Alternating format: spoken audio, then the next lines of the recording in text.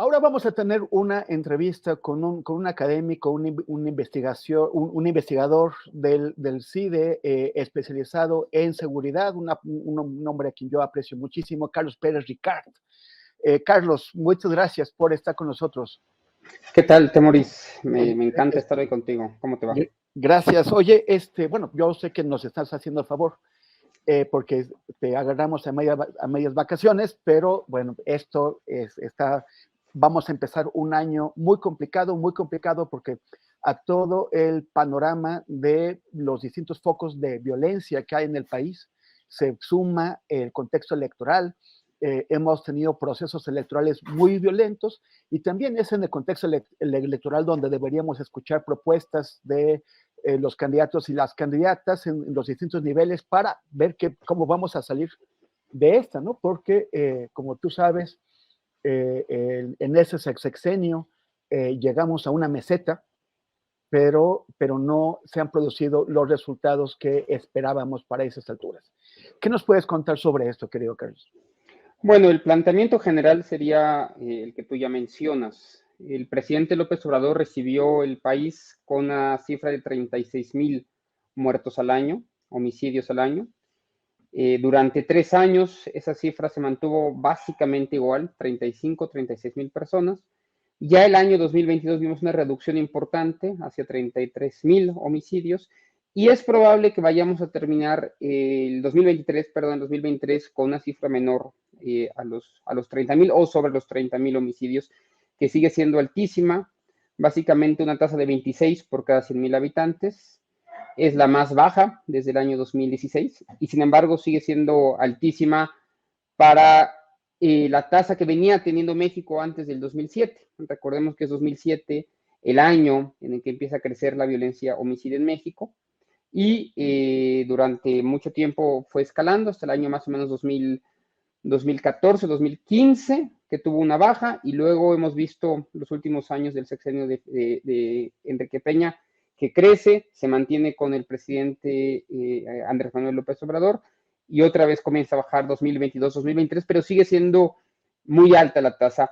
Y me temo, y aquí quizás el primer insight importante a lo que quiero mencionar, me temo que el siguiente año va a ser particularmente violento. Las campañas electorales lamentablemente ofrecen las oportunidades para que se renegocien acuerdos criminales entre autoridades. Los cambios de gobierno no siempre vienen bien en temas de homicidio. Entonces, lo que me temo es que vamos a ver crecer otra vez el número de homicidios en nuestro país. Y sobre todo, la primera parte del año, los primeros 5 o 6 meses, van a ser meses donde se va a celebrar mucha violencia electoral contra candidatos, contra aspirantes, y después julio y agosto contra gente que fue electa como candidatos a puestos de elección popular. Entonces, va a ser un año muy complicado, hay que poner atención a algunas regiones del país. Si quieres, ahora te expreso cuáles creo que hay que tener una lupa especial, pero me temo que sí, a pesar de que 2023 fue menos violento que 2022, y creo que es el 7º año con menos homicidios, pues desde hace 7 años no había tan pocos homicidios como en 2023, ¿no? Que siguen siendo, insisto, muy altos. Me parece que 2024 va a ser un año bastante complicado. Pues muy bien, cuéntanos cuáles son estas zonas especiales, estas zonas de atención especial que debemos tener. Creo que hay que atender el caso de Chiapas, Temoris. Hemos visto ya el año 2023, vimos casos de extorsiones, vimos estos narcotraficantes desfilando en una comunidad en Chiapas. Hay 2 zonas particularmente problemáticas, la zona de los Altos, ¿no? Hacia San Cristóbal de las Casas, y luego Tapachula y la frontera con Guatemala están en muy mal estado. La crisis ahí estatal es altísima, las comunidades están ante una vulnerabilidad tremenda. Y si desde Palacio Nacional no se hace algo al respecto, me parece que va a ser muy, muy preocupante ver lo que va a pasar en el estado de Chiapas, además porque tienen elecciones, ¿no? Entonces la gobernatura y los procesos electorales allá van a traer mucho mayor conflicto. Y si eso además agregamos el tema de los flujos migratorios y el negocio altísimo que es la trata de personas, entonces están todos los ingredientes puestos para que Chiapas sea muy violento el año que viene. Obviamente la zona de Tierra Caliente, Michoacán, el sur del Estado de México, Guerrero, vamos a seguir viendo el conflicto que hay entre la nueva familia michoacana, el cártel Jalisco Nueva Generación, y los casos de extorsión, otra vez a la gente más humilde, a la gente más vulnerable, como lo que vimos hace poco en el sur del Estado de México. Entonces, esos dos casos son muy problemáticos, y como siempre, Guerrero, donde ya el año pasado, bueno, este año que termina, vimos Chilpancingo cerrarse por 3 días por un conflicto entre dos grupos allá en Chilpancingo, y todo lo que es la zona centro del estado es muy problemático, hasta el corredor en Altamirano. Entonces, yo diría que para el 2024, Chiapas, la región de Tierra Caliente y el centro del estado de Guerrero van a estar lamentablemente en los titulares de los periódicos nacionales el año que viene. El contexto electoral es lo que va pues a calentar el ambiente y probable e infortunadamente a provocar que haya más violencia. Pero pensando en el contexto general, ya no del año 24, sino de lo que viene en el futuro, ¿a ti te parece que están sentadas las bases, que el sexenio de Andrés Manuel López Obrador logró sentar las bases con la Guardia Nacional y algunos otros elementos para finalmente sí regresar? No es que México alguna vez haya tenido una temporada gloriosa de paz, pero por lo menos antes del pateadero de avispas que hizo Felipe Calderón. Está por verse, a ver, para el público en general, febrero de 2007, el año 2007, 2006, 2007 fue el año más pacífico en la historia contemporánea de México. Imagínense, una tasa de 8 por cada 100,000 habitantes, 8 por cada 100,000 habitantes. Ya durante el sexenio de Enrique Peña Nieto llegamos a tener picos de hasta 30 por cada 100,000 habitantes. Y hoy estamos básicamente en 25 o 26 por cada 100,000 habitantes. Entonces, no se puede decir que al menos los resultados nos digan que ya pasamos, digamos, hacia la reducción de la violencia. Si en 2021, para que te des una idea, se asesinaban en México 100 personas, hoy son 83 diarias, ¿no? 100 personas diarias, hoy son 83. Sí hay una reducción importante, y eso no quiere decir que se haya resuelto ni mucho menos el problema.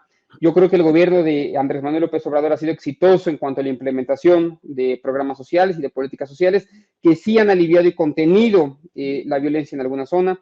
Creo que la creación de la Guardia Nacional ha sido un acierto, pero las crisis a nivel local siguen siendo altísimas. México tiene hoy prácticamente la misma cantidad de policías locales, estatales y municipales que los que tenía hace 15 años, con el problema que tenemos hoy de crimen organizado y diversificación del crimen organizado. Hay más armas fluyendo de Estados Unidos a México y la crisis de gobernanza local es altísima, es gravísima. Entonces, no solamente estamos ante algunos avances del gobierno, sino también algunos elementos que potencian el conflicto, ¿no? Insisto, las armas, la diversificación del mercado criminal, el tema insisto, del flujo de migrantes solamente ha creado nuevas oportunidades de negocio. Entonces es temprano para hablar que se han paleado, un poquito la crisis de la violencia. Me parece que no. E insisto, lamentablemente la temporada electoral abre las posibilidades de diálogo violento entre las organizaciones, pero sobre todo a escala local, entre autoridades de los municipios y de los estados con organizaciones criminales. Entonces, no, me parece que hay la cuarta transformación que era de ver. Hubo avances importantes, insisto, la Guardia Nacional, la construcción de cuarteles por todo el país fue muy importante.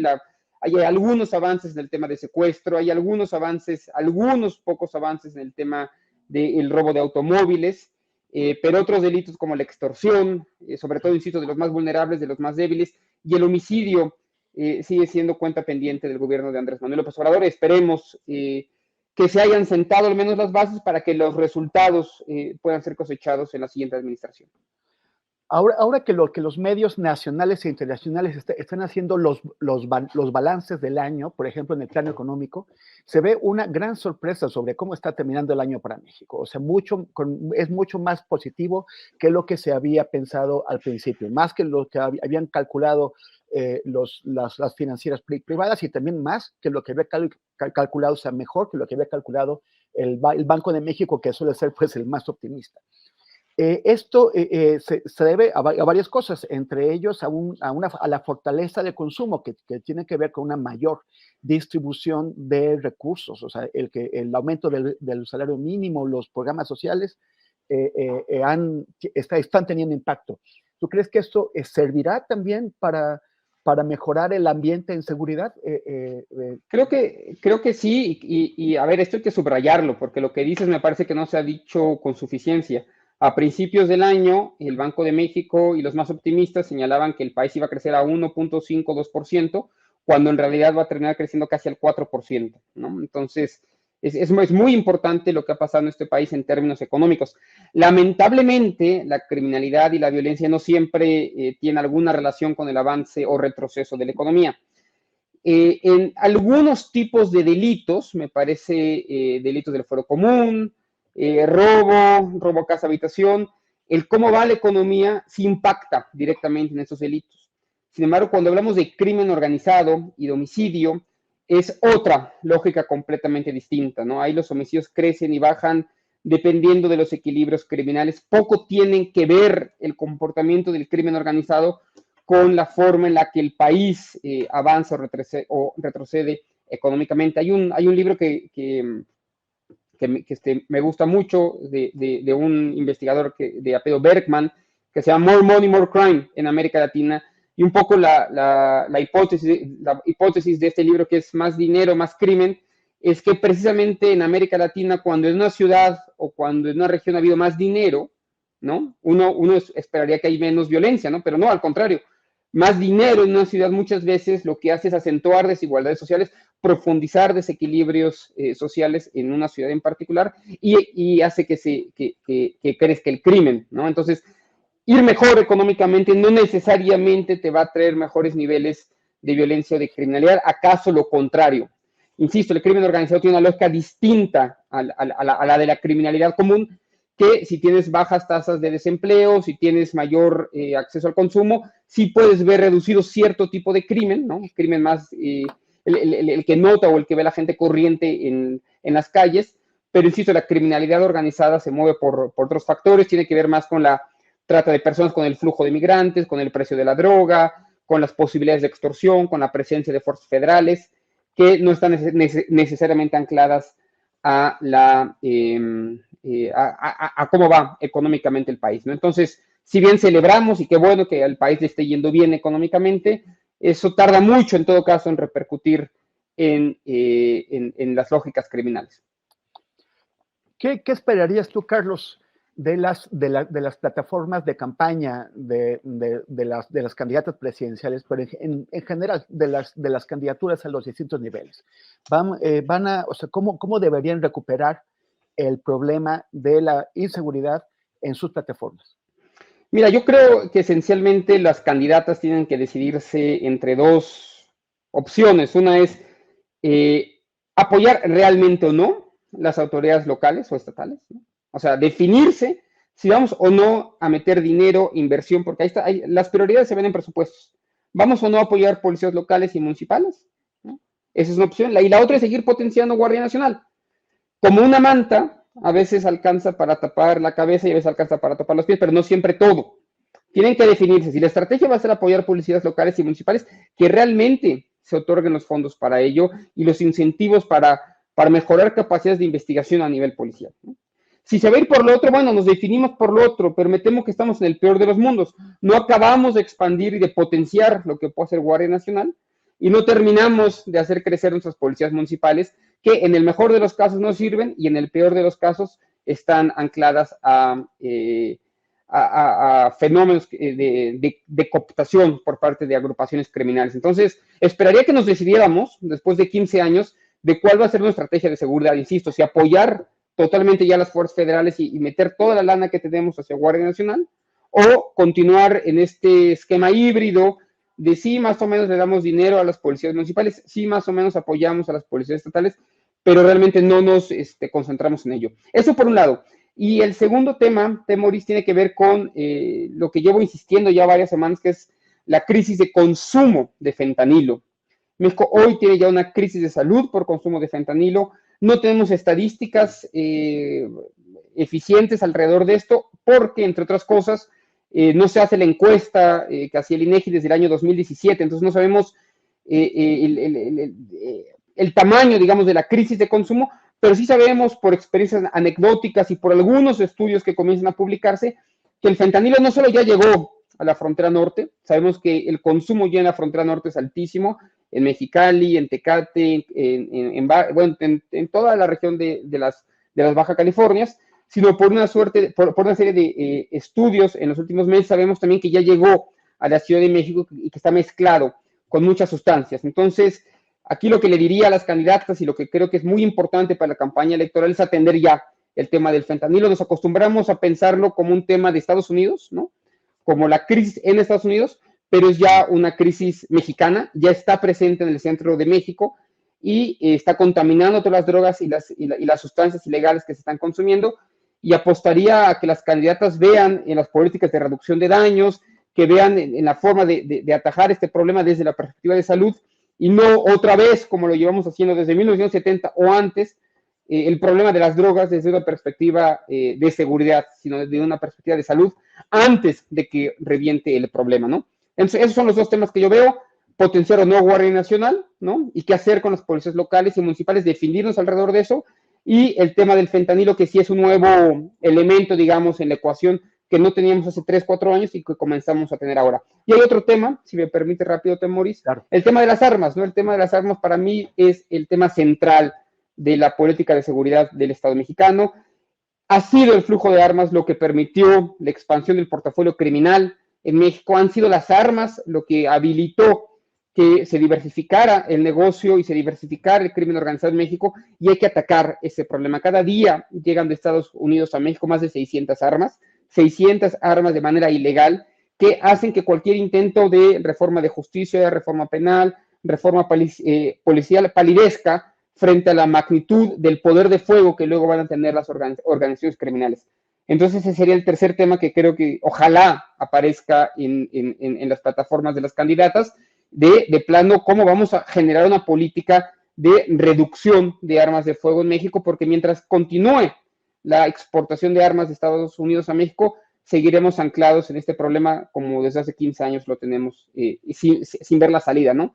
Entonces ojalá el 2024 no solamente sea el año donde vamos a ver, insisto, esta nueva renegociación de equilibrios criminales a nivel local, sino también el año de las propuestas, y que para junio la nueva presidenta de México pueda atacar el problema desde estos 3 frentes que ya mencionaba.